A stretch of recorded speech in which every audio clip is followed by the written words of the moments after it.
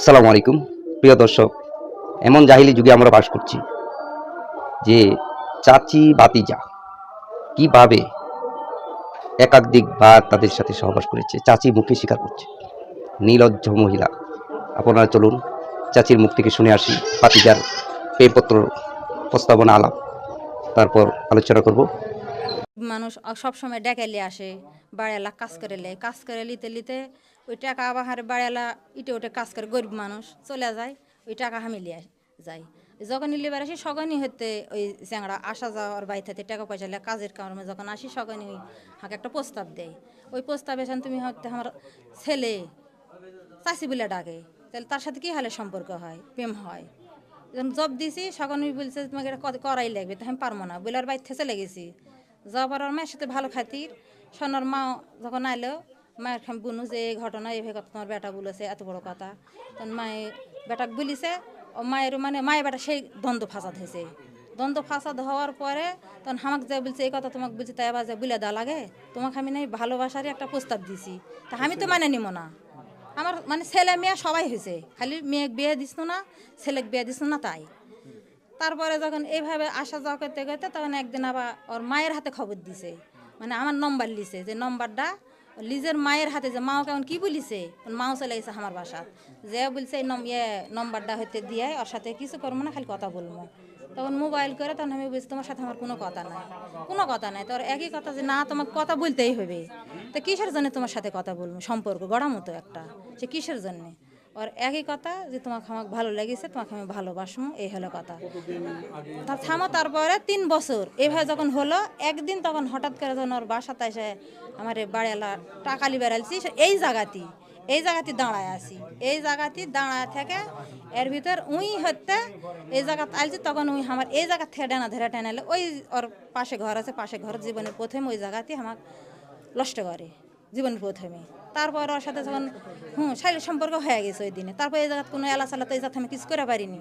ওর ভাবি চিন্তায়, গভীর চিন্তা ভাবি এবার থাকি কী করবো, এইভাবে এত বড় কাম, একটা চিন্তা লাগা হয়, সালপালা আচার আছে। তারপরে উই আমার বাসাত যায় এখন যাই, একই কথা যে তুমি আমাকে ভালোবাসা লাগবে, কথা বলা লাগবে। তো আমি বলছি যে না, এখন তোমার বয়স সাথে ছোটো বয়স, অল্প বয়স হিসাবে তুমি এখন তোমার লাইফ আমি নষ্ট করবো না, আমার তো সংসার আছে, আমি নষ্ট করে পারবো না, ছেলে মেয়ে আছে। আর একই কথা যে না, ওই ছেলে মেয়ের সাথে সারলে আমি তোকে এভাবে ভালোবাসবো, আমি কিসের সত্য তুই ভালোবাসবো, কিসের সত্য। আর একই কথা যে না, তুই যে ভালো যদি না বাসিস, তাহলে তাহলে এই যে বিষ লিয়া যায় ট্যাঁড় করে বিষ লিয়া যায়, এরকম পাইপ মানে ওর ভিতরে গ্যাস থাকে, ওই গ্যাসের ইয়ে লিয়া যায় বলছে, তাহলে আমার মুখে তুই খাওয়া দে, তুই যদি নাই আগে তাহলে খাওয়া দে। আমি আর ওই জায়গা খাওয়াবার পারিনি বিষ, কিন্তু খাওয়া পারিনি না পারে। ওই সেই দিনও ওই ঘরতে অবস্থা, কেউ নাই বাসাত, একাই থাকি। শালির সম্পর্ক ওই দিনে করে ওকে আমি দিয়ে পাঠাছি, করলো, চলে আসলো। এরকম হতে হতে তো 3 বছর, 3 বছর ওই 2 দিন করে আমি বাদ দিয়ে দিছি, তোর সাথে সম্পর্ক করা যাবে না, আমার সংসার আছে, স্বামী আছে, আর গেলে করে পারবো না বলে ঝাড়া জব দিছে। আর একই কথা যে না, কারণ বারবার যেবার যাবে সেতবার ওই বিষ লিয়া যায়, যতবার যাবে সেতবার বিষ লিয়া যায়। এই বিষের ওহলা যখন দিল, তখন আমি একটা প্রশ্ন করনু যে তুমি তো আমাকে এভাবে ভালোবাসছেন, কিসের সত্য, কিসের জন্য তুমি এরকম করবেন। আর সম্পর্কে তোমার কে হতে মান সম্মান তো আছে, সব বলেছি। তারপর আর একই কথা যে না ভালো লেগেছে, তোকে আমি একদিন বিয়া করবো। বিয়ার প্রস্তাব দিলে তখন আমি বললাম যে বিশ্বাস করি না, এটা কোনো বিশ্বাস নয়। তো বলছি কী করলে বিশ্বাস হবে, তখন বললে তো ওই তখন প্রশ্ন করলো যে কী এমন করা লাগবে। আমি বলছি তুমি ভাইবা দাও কী এমন করা লাগবে, হয়তো জীবন তো তুমি তো 2 দিন এরকম করলেন, আর কতদিন এই ভেবেছিল, আমার সম্ভব নয়। বারবার পিছিয়ে গেছি, কথা শোনেনি। তারপরে লাস্টে যায় ওই বললে যে আমি কোরআন শরীফ সে কসম খামো, তোকে আমি বিয়া করবো। তখন আমি তাহলে অজু করে আসা আমি কোরআন শরীফ সুইছে শুয়া আমাকে কথা দিছে যে আমি কিছুদিন আমাকে সময় দিলবে, আমি চাকরির জন্য না দৌড়ে ঝাঁপাই ভে করবো করে এই কোরআন শরীফ শপথ খেলে। আর আমাকে কোনো ছেলের সাথে কথা বলবার দিবে না, কোনো কারোর সাথে কারো বাইর যাবার দিবে না, মানে ঘরের বউ যেভাবে থয় সে লাগান করে আমি হক বাধ্য করে থয়। স্বামীর কাছে সুদ পেট দিবে না, স্বামীর কাছে উঠ পেট দিবে না, এরকম ছেলের মানে সবার সেরকম করে। তাহলে আমি এতগুলো তো মানা পাবো না, একজনের সংসার থেকে এতগুলো কি কথা কি মানা যায়, উনি তো হারাম স্বামী লয় মানবো। তারপরে যখন এইভাবে যখন দিন চলতে যখন 2 বছর 1 বছর এইভাবে চলে গেল, যতবার যাবে সেতবার বিষ লিয়া যাবে, হানহুটাত যাবে, দুই আর খুলবে, ঘরত ঢুকবে, মানে বাসায় কেউ থাকে না, জোর পব্য করে বেশি শারীরিক সম্পর্ক আমার হয়েছে, বেশি জোর করে। তারপর এরকম হতে হতে ওর সাথে আমার সম্পর্ক জড়ায় যায়। ওই আমার পিছনে ঘুরে 3 বছর, আর এইভাবে সম্পর্ক আর শারীরিক সম্পর্ক আমার 8 বছর। 8 বছর থেকে এই সম্পর্কটা চলে। শুধু বিয়ে করার জন্যে, বিয়ের একটা উপলক্ষ দেওয়ার জন্যে, চাকরি পেলে তো বিয়ে করবো। ওই কোরআন শরীফ সে যখন ওই আল্লাহর ক্রিয়া খায়া যখন কসম করে, তখন আর একটা মনের ভিতরে একটা বিশ্বাস, আল্লাহ তার সুযোগ পাইছে। এই বিশ্বাসের উপর আমি পড়ে আসি। হতে হতে এখন 8 বছর হয়ে গেছে। 8 বছরে হওয়ার পর এইভাবে চলে, মানে দ্বন্দ্ব ফাসাদ আমার কাছে হয়।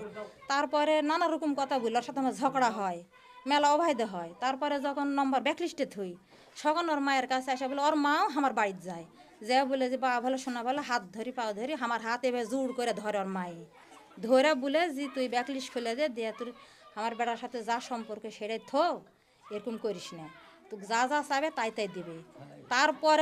তারপরেও ওর মায়ে তখন ভেবেছে না, কি এমন আমাকে দিবে, গরিব মানুষ আমরা, কি এমন দিবে। লাস্টে যে তুই কি লিবু, তারপরে ওর মায়ের সোনার উলি, তারপরে কানের জিনিস আমাকে 2 মাসের তেলিয়ে যা আমাকে দিছে। এখন 8 বছর সম্পর্ক, কিন্তু শারীরিক সম্পর্ক 8 বছর থেকে হইতে, যখন হয়তো বাইরে যায় আসে তাই করে, যা বলে তাই আমাকে শোনালে, না হলে আমার বাড়ি ভাত চাউল করবে, নাহলে 20 লিয়ে যায় আমাকে খাওয়াবে, ও খাবে। কিন্তু আমি বলি আমার স্বামী সন্তান সবাই আছে, কিন্তু আমি তো খাবো না। আর তোর কেউ নাই, তুই খা, আমার প্রশ্ন তুই খা, মানে যাইরা বলে বলিছিস তুই খারে যাইরে, আমি খামো কেন। এভাবে যখন হয় না, 20-এরই মানে ওই না হলে 50, এই 8 বছরের ভিতরে 50 বার, 20-এরই। এখনও আমার বাসাত যা দেবো এত বড় যে গ্যাসের পাইপ, ওই পাইপ এখনও আমার বাসাত আছে, এখনও ওই 20 লিয়ে আজকেও গেছে না। কি বলছে, ওটার থেকে ফোন দিছে 2-বার 3-বার ধরিয়েছি, ধরে আমি যাইরা এসে মেলা করে গেলেছি। তারপরে মেলা করে গেলেছি, গেলানোর পরে থেয়ে দিছি, তোর মনে তুই থাক, আমার মনে আমাকে থাকবে, আর এই সম্পর্ক আর জড়াবো না, তুই সব মিথ্যা মিথ্যা কথা বলিস, আর পারছি না। এগুলো করার জন্য আজকে ওই বাসা তালছে, আর ভিতরে কালকে থেকে আমার কথা হয়নি। সকালে হয়েছে, রাতে ফোন দিছে, স্বামী আছে, লক করে থিছি। তারপরে সকালবেলা ফোন দিয়ে 2-বার 3-বার কল দিছে, ধরে খালি বলছে জায়রাতুল্লাহ খান, যারার আমার প্রয়োজন নাই, তুই আমার জীবনটা তুই ধ্বংস করলু, এই বলে অফ করে থইছি। ওই বেলা 8:30টার দিকে বাইক চলেছে, বাইতে এসে মাও পুষিছে, মাও মানে প্যান্ট খুলিছে, প্যান্ট খোলার সাথে সাথে মা কইছে, মা এই বলছে কুটে যাতো, তো নাজর কাছে, আমার নাম নাজমা, বলছে নাজর কাছে যাচ্ছি, এই বলিছে। এদিকে আমি জানি না যে বাইক পুষা গেছে, আমার কথা হয়নি, সকালবেলার সাথে গেলা হয়েছে। এর ভিতর যায় ওই যে আমার দরজা লাগে দে, পানি তুলে আমি গোসল করেছি। এই গোসল করতেই ওই যায় ওই সিটকির ভিতরে 2 লোক, হয়তো বাইক গেলে বুঝা পারলেনি, ওই সিটকি এই লোকটা খুলতে বেটার বউ আছে, আচ্ছা সওয়াল আছে কোলো, তো ওই সওয়ালে দৌড়া দরজা চালছে, যে কিসের জন্য তুমি দরজা খুঁজেছো, তুমি হেঁটো, তুমি কিসের জন্য দরজা খুলেছে নেবে দূর করে। তখন বলছে তোমার শাশুড় কেউ, তো বলেছে গোসল করছে, তুমি সরে যাও থেকে, বারান হেঁটেন বারান, এভাবে যখন বেটার বয়ে যখন বলেছে, সঙ্গে সঙ্গে ওই না আসা আমার মানে গোসল করা হয়ে গেছে, খালি আমার গাঁত একটা পরনের জিনিস আসলো, সকলই ওই জায়গা তুমি যা আইটা ধরে ওটি হেঁচতে নেচতে করে এই জায়গাতে একটা কামড় মারিছে, এটা নিয়ে একটা কামড় মারিছে, পিছনে একটা ঘুষি মারিছে, তুই কাল থেকে ফোন তুই ধরলু না কেন, তুই হাঁক মারা ফেলবো, এসে তুই ভালোবাসি, তুই কাকো হবার দিব না, মানে বিভিন্ন রকম করেছে। যেখানে করার পর যখন ওই সিস্টেমে হামাক আর কি উলঙ্গ করছে, ওই জায়গাতেই করোনা আছে উলঙ্গ করে, তখন আমি এই জিনিসটা টানা তুলেছি, সঙ্গে সঙ্গে বুকের কাপড় দিয়ে আমি 1 লাফ দিয়ে ঘরত গেছি। বেটার বউ ওই জায়গায় লজ্জায় দেখা পায়, লজ্জায় ওই ধারত কাপটি মারা যায়, ওই আছে বাচ্চা লিয়ে যায়। আজকেই থামো, আজকেরই ঘটনা এটা। তারপরে ঘরত গেছি, সকালে ওটি জোর করে আমাকে আর পড়ানোর কোনো যেদিন পড়াবার দেয়নি, সব ওটি এক করে 2 বার হয়েছে। তুমি প্র্যাকটিক্যাল প্রমাণ জানলে আমি প্রমাণ দিতে, আমি এখন ওই অবস্থায় আছি, ওইভাবে আছি, 2বারই ধর্ষণ করেছে আজকে। হ্যাঁ, আমার ঘরে এই জোর করে আমার বাড়িতে। তারপরে এর চাচার কাছে ফোন দিছে, তখন আমি বলেছি, যখন বেড়ার বইয়ের সাক্ষাতে তুই যখন ভয় করলু না, আমার ইজ্জত তেলে টানাটানি করলু, ইজ্জত তো আমার ভাত হবে না, তাহলে তুই আমাকে বিয়া কর, এই মতেই ঘরতেই কাজে লিয়ে আসা কালমা করে আমাকে তুই বিয়া করে লেবস, বাইর যাবো কি কুটে যাইলে যাবো, তোর সাথে আমাকে লিয়ে আসা। তখন আমি বলেছি যে না এখন লয়, আমি পরে করবো, আমাকে ঘর থেকে বের করে দাও, তাহলে তুমি কাজের বাইর চলো, তো না আমি এই মতলাই এখন। আর বউ আমি বলছি তুমি সিটকি লাগিয়ে দাও চলে যাও, আমার জীবন তো শেষ চলে গেছে, আর আমার স্বামীও ভাত দিবে না, আর ছেলেও তুলবে না। এগুলো যখন হলো তখনই ওর মায়ে ওর চাচা সুলোমান, এটাই সুলোমান হতে ফোন করেছে, সুলোমান ফোন করে ওর চাচা হতে, লিজের আপন চাচা ফোন দিছে, দিয়ে আমাকে লেগে দিছে। তখন আমি বলেছি ভাই এই ঘটনা, এই ঘটনা সগনি ফট করে উই আসে বলছে বাবা তুমি হয়তো আচ্ছা, ইয়ে করো, চলে এখন আসো। এখন এই পর্যায়ে আপনি কি চাচ্ছেন? এখন সাথে আমার স্বামী আমাকে তো মানে লিবে না, যে পরিস্থিতি হয়ে গেছে। এর বাসা তোর মায়ের সাথেই কিন্তু গেছে, ওর মায়ের সিট কি খুলে বেটা লিয়ে চলে এলছে, এসে বেটাকে এই দিয়ে দিয়ে বের করে দিছে। ওর সাথে আমার যে ছিঁড়া জামা এই পর্যন্ত ছিঁড়ে ফেলছে, ওর চাচার বাড়িতে আছে।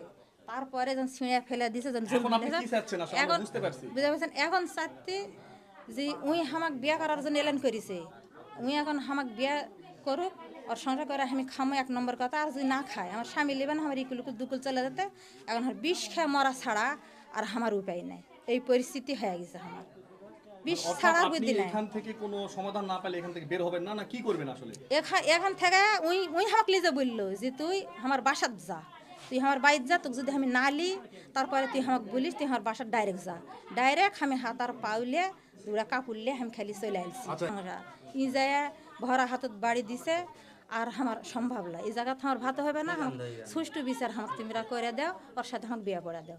এক কথা তোমার আচ্ছা। প্রিয় দর্শক, শুনতেই পারছেন চাচি ভাতিজা কতবার কি করেছে তার সাথে, সম্পূর্ণ উনি বলছে।